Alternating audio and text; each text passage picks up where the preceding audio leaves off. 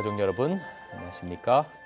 오늘 모세와 엘리야라고 하는 주제로 함께 말씀을 살피겠습니다. 말라기 4장 4절로 6절입니다. 너희는 내가 호렙에서 온 이스라엘을 위하여 내 종 모세에게 명한 법 곧 율례와 법도를 기억하라. 보라, 여호와의 크고 두려운 날이 이르기 전 내가 선지 엘리야를 너희에게 보내리니 그가 아비의 마음을 자녀에게로 돌이키게 하고 자녀의 마음을 그들의 마음을 아비에게로 돌이키게 하리라. 돌이키지 아니하면 두렵건대 내가 와서 저주로 그 땅을 칠까 하노라 하시니라. 오늘 본문이 기록된 말라기서는 구약의 마지막 책입니다.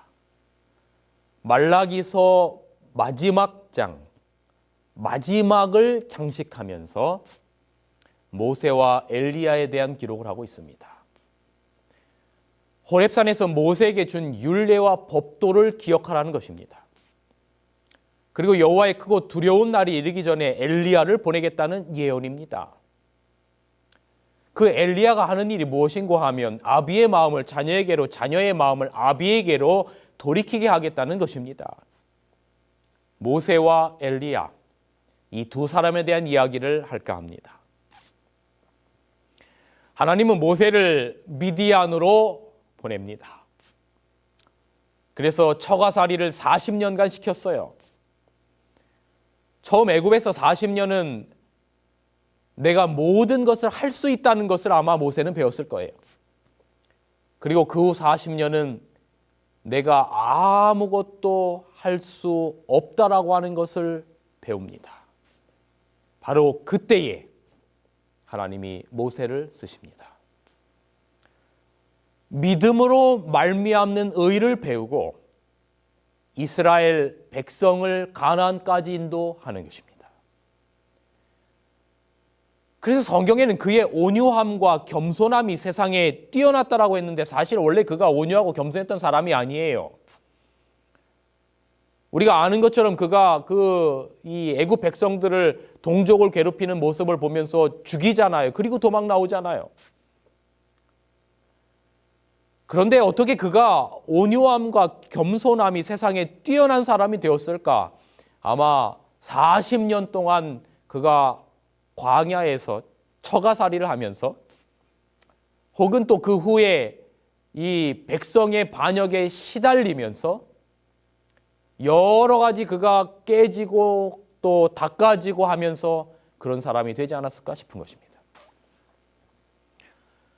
그런데 그랬던 사람도 그가 이제 또 40년이라고 하는 또 다른 시간 동안 이스라엘 백성들을 이끌으면서 너무나 많이 이 이스라엘 백성들의 정말 불평과 반역에 시달려서 그가 그 겸손함과 온유함을 끝까지 감내하지 못하고 그가 반석을 2번이나 치는 실수를 통해서 하나님의 의를 크게 훼손합니다.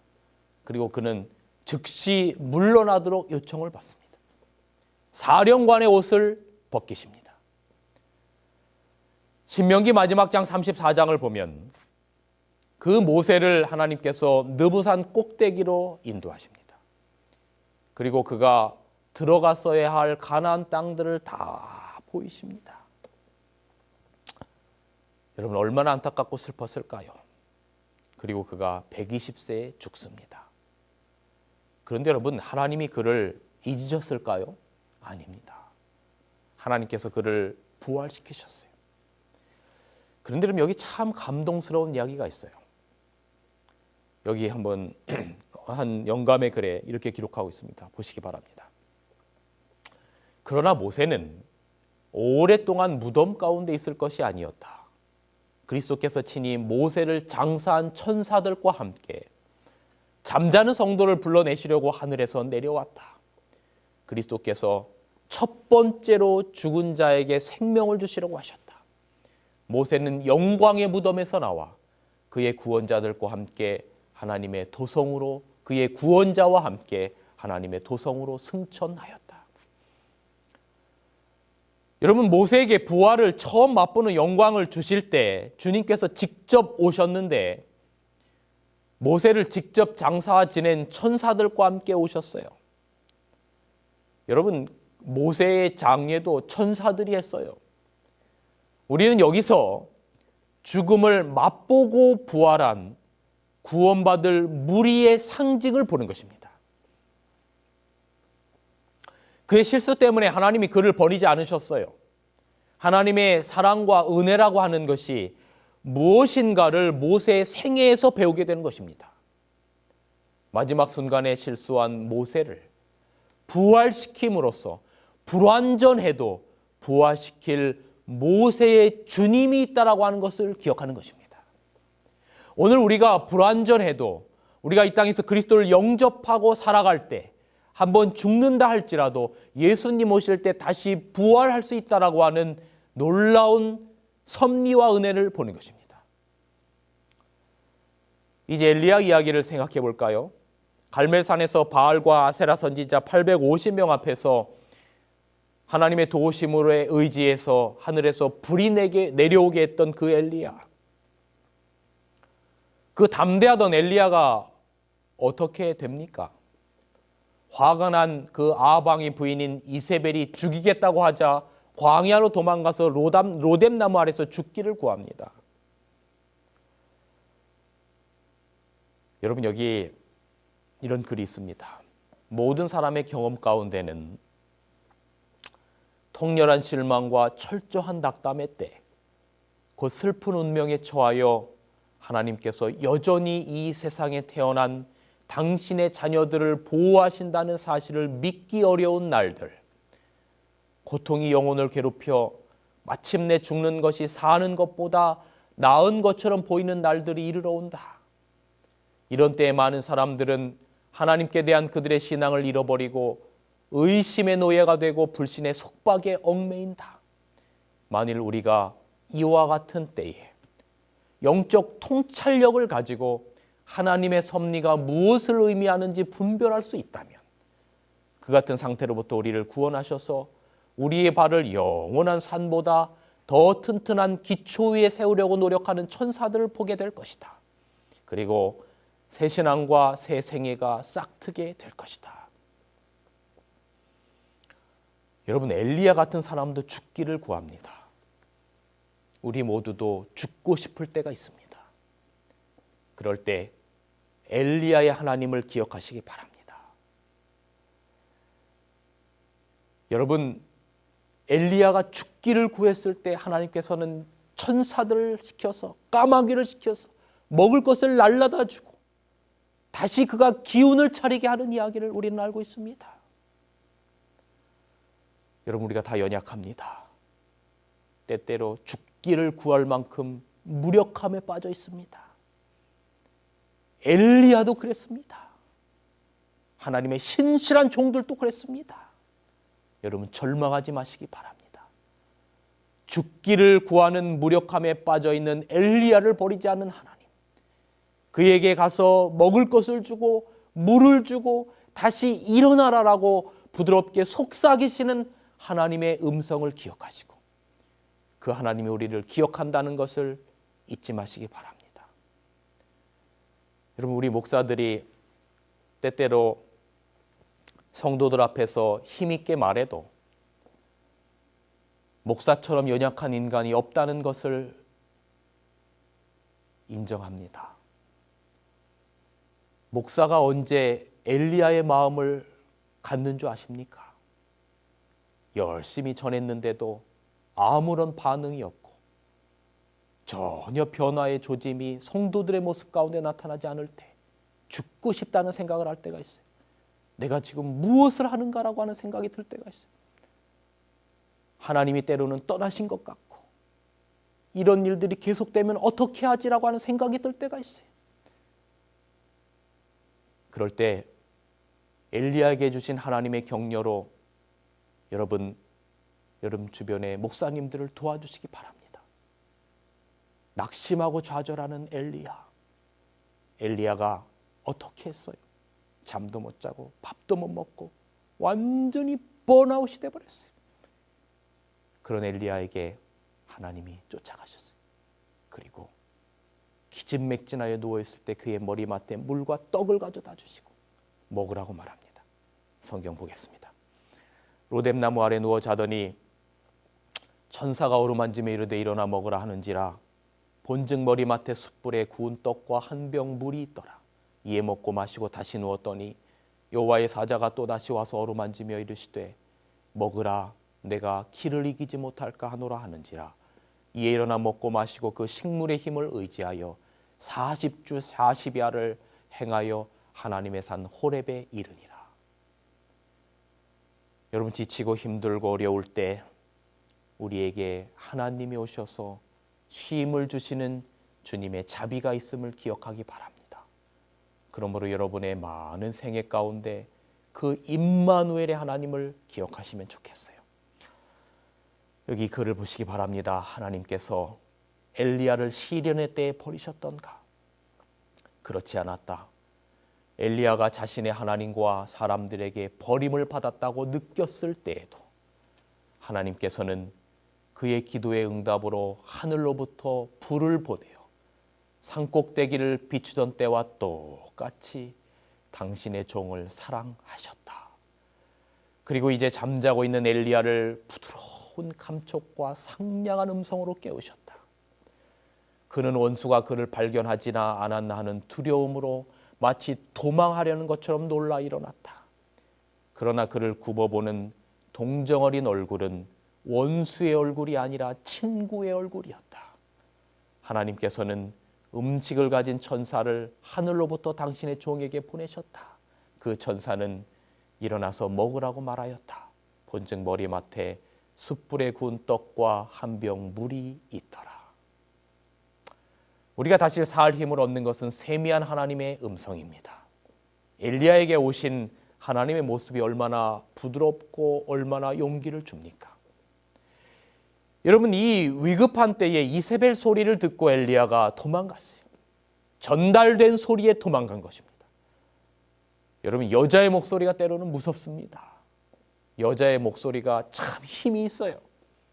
저는 창세기를 읽어보면 여기 참 큰 느낌을 가져요. 창세기 3장을 보면 사단이 유혹하는데 사단이 이 여자의 목소리를 이용합니다.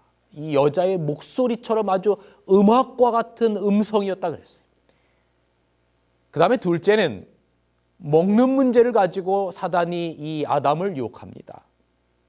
그리고 세 번째는 하나님이 먹지 말라 하시더냐라고 말하면서 하나님에 대한 부정적인 생각을 일으켰어요. 제가 전에 설교할 때 사형수 고재봉 스토리를 얘기한 적이 있었는데 유검사가 왔을 때 이 사형수 고재봉에게 먹을 것을 줍니다. 근데 이 고재봉이 뭐라고 말하냐면 사는 게 먹는 게 전부가 아닌 걸 알았어요. 그랬어요. 이 유검사가 고재봉 사형수에게 말하죠. 자네 먹기 위해 산다고 했는데 많이 먹어. 그때 이 고재봉이 이렇게 말합니다. 지난 27년간을 먹기 위해 살았습니다. 요즘 그걸 후회하고 있습니다. 여러분, 고재봉이 사람이 떡으로만 사는 것이 아니라, 다시 말하면 먹기 위해서 사는 것이 아니라 하나님의 말씀으로 산다는 것을 마침내 깨닫고 죽었어요. 여러분, 사단은 먹어야만 산다는 것을 인류에게 강조합니다. 그래서 오늘날 세상 사람들이 더 잘 먹고 더 좋은 거 먹으려고 그렇게 정신없이 살아요. 그리고 그 소리도 아주 음악과 같은 부드러운 여자의 소리를 내는 겁니다. 뱀과 여자의 싸움이에요. 여자의 아름다운 목소리로 아담을 넘어뜨렸어요. 그러므로 여러분, 여자는 연약한 분들이 아니에요. 여자의 음성이 잘못 사용되면 사단처럼 사용될 수 있지만 여자의 음성이 격려와 용기의 말씀을 전하는 사명을 다하면 성경의 여인의 후손의 음성이 되는 겁니다. 여러분, 도망가는 엘리야를 다뤘던 하나님의 그 손길이, 그 부드럽고 그 상냥하고 그 아름다웠던 하나님의 손길의 의지하기를 간절히 바랍니다. 엘리야를 택하신 후에 하나님께서 이제 그 엘리야에게 사명을 주십니다. 이게 쭉 보면, 그리고 그가 엘리사를 대신 후계자로 세우고 마침내 그가 승천하게 됩니다. 하나님께서 사용하시는 불수레와 불병거에 실려서 그가 죽음을 보지 않고 하늘로 승천하게 되죠. 여러분, 그래서 오늘 이 말라기서 본문 가운데 나타났던 그 엘리야와 모세, 엘리야는 죽음을 보지 않고 부활한 성도를 대표하는 것이고, 모세는 죽음을 보았지만 부활할 성도들을 대표하는 것입니다. 그러므로 이 두 사람들은 이 땅에 우리가 경험해야 될 상징적인 인물들입니다. 만약에 예수님이 땅에 오실 때까지 우리가 죽음을 보지 않는다면 우리는 엘리야의 경험을 하는 것이고, 예수님 오시기 전에 우리가 죽는다 할지라도 그리스도 안에서 잠자는 자들은 다시 부활의 열매로 일어날 것이기 때문에 바로 모세의 경험을 하게 되는 것입니다. 여기 데살로니가전서 4장 16절 17절에 주께 소령과 천사장의 소리와 하나님의 나팔로 치니 하늘을 조차 강림하시리니, 그리스도 안에서 죽은 자들이 먼저 일어나고, 누구처럼요? 모세처럼요. 그 후에 우리 살아남은 자 누구처럼요? 죽음을 보지 않은 엘리야처럼 저희와 함께 구름 속으로 끌어올려 공중에서 주를 영접하리라. 여러분, 엘리야가 절망의 순간에 자기를 기다리는 승천을 준비하는 불병거와 불수레를 보았다면 얼마나 힘이 났을까요? 가장 절망의 순간이 여러분 구원의 순간입니다. 지금이 숨을 때가 아니라 이때야말로 승천의 기약이 가까운 때입니다. 그러므로 진리의 뿔 가족 여러분, 용기를 내시기 바랍니다. 우리는 연약하고 좌절해도 이 땅에서 객사할 사람이 아닙니다. 엘리야의 하나님, 모세의 하나님이 우리를 버리지 않으실 것입니다. 그런데 여러분, 신약에 보면 모세와 엘리야가 등장한다는 사실을 아십니까? 누가복음 1장 17절을 보면 여기 먼저 엘리야가 등장하는데, 저가 또 엘리야의 심령과 능력으로 주 앞에 가서 아비의 마음을 자식에게로, 거스리는 자를 의인의 슬기에게로 돌아오게 하고 주를 위하여 세운 백성을 예비하리라고 했습니다. 천사가 제사장 사가랴에게 아들을 낳을 것인데 그 아들의 사역에 대하여 예언한 것입니다. 이 아들이 바로 침례 요한, 세례 요한인데, 바로 그가 엘리야의 심령과 능력으로 사역할 것이라고 말하는 것입니다. 그러므로 침례 요한이 엘리야의 사역을 그대로 행하고 있는 것입니다. 여기 재미난 표상이 있습니다. 이 엘리야는 침례 요한이고 엘리사는 예수 그리스도를 나타냅니다. 표상적으로. 왜냐하면 구약에 엘리야의 뒤를 이은 사람이 엘리사였잖아요. 그러니까 이 신약에서는 엘리야를 상징하는 침례 요한의 사역을 이어서 담당하면서 했던 그 엘리사의 사역을 담당했던 사람, 그분이 바로 예수 그리스도십니다. 그리고 또 구약에 모세의 역할을 했고, 모세의 역할을 담당했던 자가 누구죠? 여호수아입니다. 바로 그 여호수아가 이스라엘 백성을 데리고 어디를 갑니까? 가나안 땅에 가는 것입니다. 바로 여호수아는 누구를 상징하는 것인가 하면 예수 그리스도를 상징하는 것이죠. 예수 그리스도가 우리 온 인류의 죄를 짊어지시고 마침내 새하늘과 새 땅 가나안으로 들어갈 존재, 바로 그분이 예수 그리스도 여호수아인 것입니다. 여러분, 요단강을 함께 건넌 후 엘리야가 엘리사와 함께 갑절의 영감을 구하고 승천하지요. 요단강에서 침례 요한과 같이 여러분, 예수님이 침례를 받고 똑같이 놀라운 기적들을 행하는 것입니다. 여러분, 신약에 모세와 엘리야, 말라기서에 등장하는 모세와 엘리야가 등장합니다. 여기 중요한 예언의 성취가 있어요. 오늘 이 본문 말라기에 모세와 엘리야가 있을 거라는 예언처럼 예수님이 변화산에 가셨을 때 그 변화산에 누가 나타났냐면 모세와 엘리야가 나타납니다. 말라기서에 기록된 모세와 엘리야가 변화산에 나타나는 것입니다. 거기에서 누구를 만나는가 하면 예수님을 만나는 것이죠. 여호수아와 엘리사 모두가 예수였던 거예요. 마태복음 17장 1절 3절을 봅니다. 이 표상은 놀라운 겁니다. 엿새후에 예수께서 베드로와 야고보와 그 형제 요한을 데리고 따로 높은 산에 가셨더니 저희 앞에 변형되사 그 얼굴이 해같이 빛나며 옷이 빛과 같이 희어졌더라. 때에 누가 나타납니까?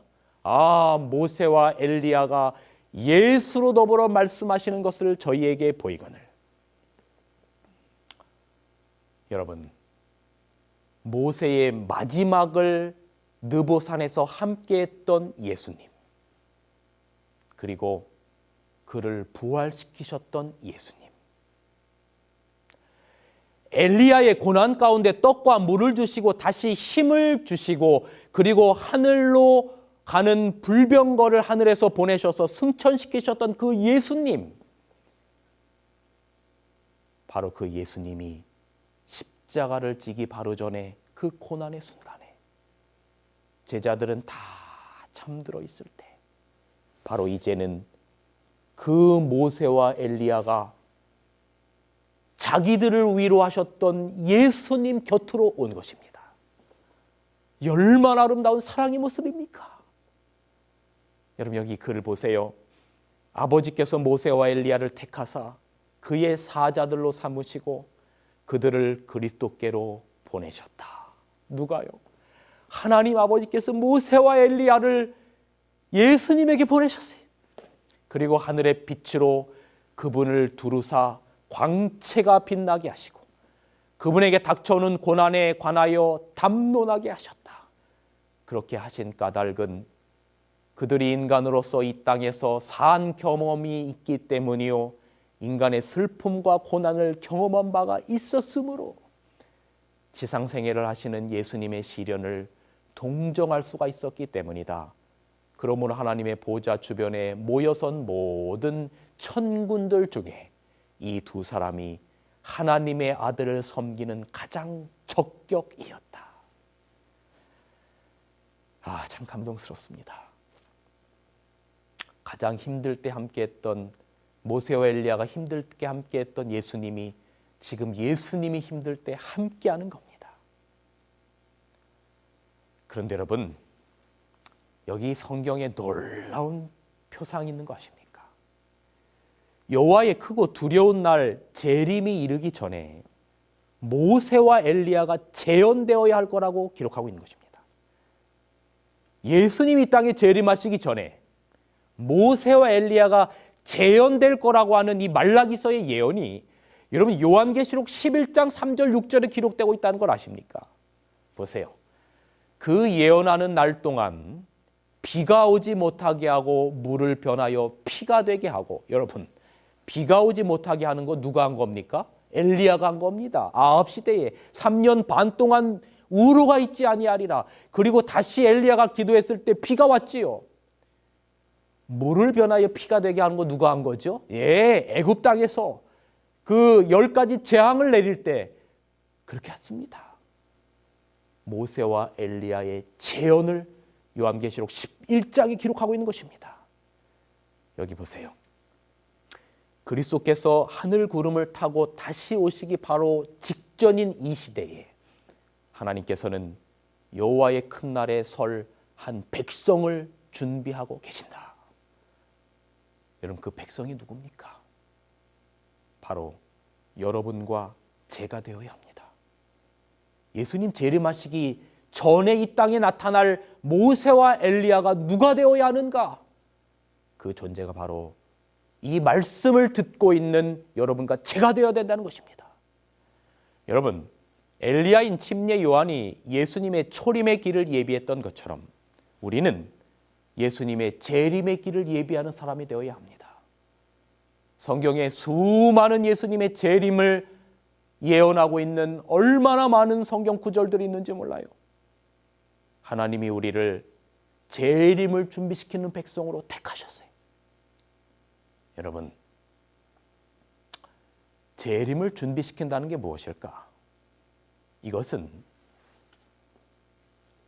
여러분, 침례 요한이 예수님을 맞을 준비를 시킨 것처럼 영적인 침례 요한, 영적인 모세와 엘리야인 우리는 예수님의 재림을 이 세상 사람들로 하여금 준비시키는 백성으로 만들어야 하는 것입니다. 좀 더 구체적으로 말씀드리면 우리가 하늘나라 가서 살 백성들을 만드는 것입니다. 여러분, 하나님은 모든 사람이 다 구원받기를 원하셔요. 심지어는요, 사형수도 죄인도 하나님은 다 구원받기를 원하셔요. 그런데 죄인이 하늘나라 가지 못하는 이유가 있어요. 그 이유는 죄를 지었기 때문에 하늘나라 못 가는 게 아니라 죄인이 하나님과 살 준비가 돼 있지 않아요. 여러분, 죄인을 하늘나라에 데려다 놓으면 그것이 행복한 곳이 되지 못해요. 왜요? 하나님을 사랑하지 않기 때문이에요. 여러분, 만약에 여러분을 정말로 괴롭혔던, 군대에서 괴롭혔던 군대 상관을 한번 떠올려 보세요. 정말 나를 그렇게 지긋지긋하게 괴롭혔던 군대 상관과 여러분이 하늘나라에서 같이 살게 한다면 아마 그 하늘나라가 아무리 좋은 곳이라 할지라도 그 군대 상관, 그 싫어하는 상태로 그 군대 상관과 함께 아무리 좋은 곳에서 산다 할지라도 그곳이 행복한 곳이 되지 않아요. 왜냐하면 사랑하지 않기 때문이에요. 재림을 준비시킨다는 것은 다른 어떤 복잡한 것이 아니라 하늘에서 살 준비를 시키는 거예요. 혼자 사는 게 아니라 같이 살아요. 구원받은 성도들과 예수님과 같이 살려면 가장 같이 행복하게 사는 걸 힘들게 만드는 게 뭐냐면 교만과 이기심이에요. 이거 없어져야 합니다. 그런데 이게 정말로 끈질겨서 잘 없어지지가 않아요. 그런데 사랑하는 자 앞에서는 교만과 이기심 이런 거 없어요. 막 퍼주고 싶어요. 그래서 성경에 끊임없이 하는 얘기가 뭐냐면 너는 마음을 다하고 성품을 다하여 힘을 다하여 내 하나님 여호와를 사랑하라 하고 내 이웃을 내 몸과 같이 사랑하라 하신 거예요. 여러분, 요한계시록에 보면 하늘나라에 가서 우리가 밤낮 하나님을 경배한다 그랬어요. 만약에 하나님을 싫어하는 사람을 하늘나라 데려다 놓으면 하늘나라가 아무리 좋은 곳이 있어도 밤낮 하나님을 예배하고 살아야 한다는데 그곳이 기쁜 곳이 될 수 없어요. 그래서 가장 중요한 건 하나님과 함께 있고 이웃과 함께 있는 것이 행복하고 사랑할 그런 마음, 그런 관계를 갖는 것, 이것이 정말 중요한 거예요. 요한계시록 14장과 시편 15편, 시편 24편에 보면 주의 성산에 하늘나라에 설 자격이 뭐라고 말하고 있냐면 정직하고 거짓이 없고 흠이 없고 형제를 말로 참소하지 아니하고 변치 않고 왜 이런 이야기 했는 줄 알아요, 여러분? 왜냐하면 하나님의 성품을 성경에 금에 비유했는데 그 이유는 뭐냐면 금은 변치 않아요. 하나님과 이웃에게 같은 사랑을 우리가 베풀어야 해요. 변치 않는 신의와 말과 행동으로 하나님과 이웃을 대해야 하는 것입니다. 마태복음 5장 48절에 보면 그러므로 하늘에 계신 너희 아버지의 온전하신 것 같이 너희도 온전하라 그랬어요. 그런데 이 말을 보면 마치 우리가 무슨 우리의 행위의 완전 같은데 그렇지 않아요. 그 앞 구절을 보면 그러므로와 연결되어 있는데 그 앞에 뭐라고 했냐면 내 이웃을 사랑하고 너를 핍박하는 자를 위하여 원수를 위하여 기도하라. 그러므로 그랬어요. 하늘에 계신 너희 아버지처럼 온전하라. 이 같은 말이 누가복음 6장 35절 36절에 다르게 표현되어 있어요. 여기에 완전은 자기에게나 남에게나 자비를 베푸는 하나님처럼 남에게 자비를 베푸는 것, 이것을 완전이라고 표현하고 있어요. 흠없고 점없는 사전의 완전이 아니고 성경의 완전은 서로 용서하고 관대하고 함께 살아가는 자비로운 마음, 용서하는 마음, 이게 하나님께서 완전하게 되는 구체적인 의미를 오늘 이 땅을 살아가고 있는 우리들에게 말하는 것입니다. 사랑하는 여러분, 오늘 본문에 보니까 보라 여호와의 크고 두려운 날이 이르기 전 내가 모세와 엘리야를 이 땅에 보내겠다라고 말하면서 뭐라고 말하냐면 그가 아비의 마음을 누구에게로 돌이키고 자녀에게로 돌이키고 자녀의 마음을 아비에게로 돌이키겠다라고 하는 이 말씀의 의미가 무엇인지를 이제 오늘 말씀을 들어보니 알겠어요. 오늘 우리는 예수님의 재림을 준비시키는 백성으로 우리를 모세와 엘리야로 택하셨는데 서로 사랑하고 용서함으로 아비의 마음을 자녀에게로 자녀의 마음을 아비에게로 돌이키게 하라고 하는 것입니다. 여러분, 오늘 우리의 가정에, 우리의 교회에, 우리의 이웃에게 사랑과 용서의 사람이 우리가 되기를 간절히 바랍니다. 우리가 이 땅의 모세와 엘리야가 될 수 있는 재림을 준비시키는 백성으로 살아가는 길은 하나님의 사랑과 은혜와 이 놀라운 자비를 알지 못하는 세상 사람들에게 하나님의 말씀을 전해서 그 사람들이 예수님의 재림을 준비시키게 하는 역할을 하는 백성으로 우리를 선택하셨다고 하는 것입니다. 우리가 세상 사람들에게 우리의 가정과 교회에서 작은 예수가 되보면 어떨까요? 주님의 사랑의 성품을 그들을 통해서 드러내고 당신들만 같다면 나도 당신이 믿는 그 하나님을 믿고 싶다라고 하는 그들의 경험적인 고백을 할 수 있게 하는 역할을 우리가 할 수 있었으면 참 좋겠습니다. 이 말씀을 듣는 진리의 뿔의 모든 가족들, 여러분들 이 마지막 시대에 모세와 엘리야가 되는 여러분과 제가 되기를 간절히 바라면서 오늘 말씀을 줄이겠습니다. 고맙습니다. 진리횃불 웹사이트에는 이 시대를 위한 하나님의 말씀이 준비되어 있습니다. 다음과 같은 성경 연구 자료를 통해서 하나님을 더 깊이 만나게 되길 간절히 바랍니다.